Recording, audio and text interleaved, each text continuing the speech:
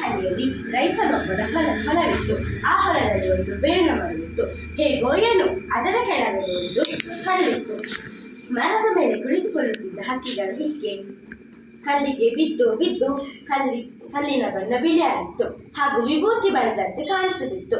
ಹೀಗಾಗಿ ಊರಿನ ಜನರೆಲ್ಲರೂ ಬೇವಿನ ಮರವನ್ನು ಅಮ್ಮನ ಮರೆಯುವುದು ಮತ್ತು ಕಲ್ಲನ್ನು ಅಮ್ಮನ ಕಲ್ಲೆಂದು ಪೂಜಿಸುತ್ತಿದ್ದರು. ಒಂದು ಸಲ ತನ್ನಿಂದ ಇನ್ನೊಂದು ಸುಖವಾಗಿದೆ ಎಂದು ಎರಡಕ್ಕೂ ಜಂಬ ಬಂತು.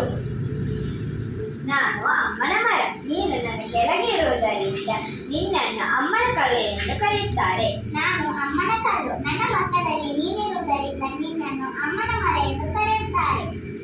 ಇಲ್ಲ, ನಾನೇ ಶ್ರೇಷ್ಠ. ಇಲ್ಲ, ನಾನೇ ಶ್ರೇಷ್ಠ. ನೀನು ನನ್ನ ಕಾಲಿಗೆ ಧೂಳಿಗೆ ಸಮ. ನಾನಂತೂ ನಿನ್ನ ತಂಟೆಗೆ ಇನ್ನು ಮುಂದೆ ನಿನ್ನ ತಂಟೆಗೆ ಬರುವುದೇ ಇಲ್ಲ. ಬನ್ನಿ ಮಕ್ಕಳು,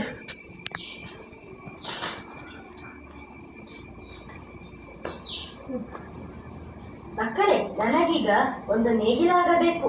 ಈ ಮರವನ್ನು ಕಡಿಸಿ ನೇಗಿಲು ಮತ್ತು ಚಕ್ರ ಮಾಡಿಸಿಕೊಡಿ ಮತ್ತು ಈ ಕಲ್ಲನ್ನು ಒಡೆಯುವರಿಂದ ಒಡೆಸಿದರೆ ಉಳಲು ಬರುತ್ತದೆ.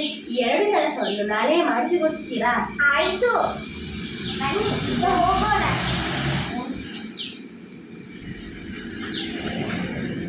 ನಾವಿಬ್ಬರು ದೂರ ಇದ್ದರೆ ಜನರು ನಮ್ಮನ್ನು ನಾಶ ಮಾಡುತ್ತಾರೆ. ನಾನು ನಿನ್ನ ಹತ್ತಿರ ಬರಲ್ಲ? ಬೇಗ ಬಾ.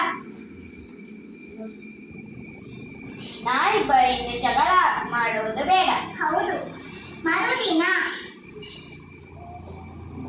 ಬನ್ನಿ, ಇಲ್ಲೇ ಮರ ಇರುವುದು.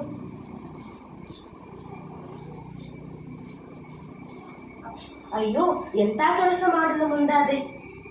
ಇದು ಅಮ್ಮನ ಮರ, ಇದನ್ನು ಕಡಿಯುವುದು ಬೇಡ. ಅದು ಅಮ್ಮನ ಕಲ್ಲು, ಅದನ್ನು ಹೊಡೆಯುವುದು ಬೇಡ. ಸರಿ, ಈಗ ನನಗೆ ಅನಿವಾರ್ಯವಾಗಿ ನೇಗಿಲು ಬೇಕು. ಹಾಗಾಗಿ ನಮ್ಮ ಹೊಲದಲ್ಲಿರುವ ಬೇರೆ ಮರವನ್ನು ಹಾಕಲು ಕಳಿಸಿ ನನಗೆ ನೇಗಿಲು ಮಾಡಿಸಿ ಕೊಡ್ತೀರಾ? ಆಯಿತು.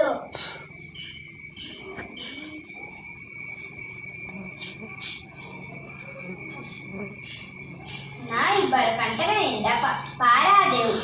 ಹೌದು, ಒಟ್ಟಿಗೆ ಮಾಡಿದರೆ ಎಲ್ಲರೂ ಸುಖವಾಗಿರಬಹುದು. Thank you.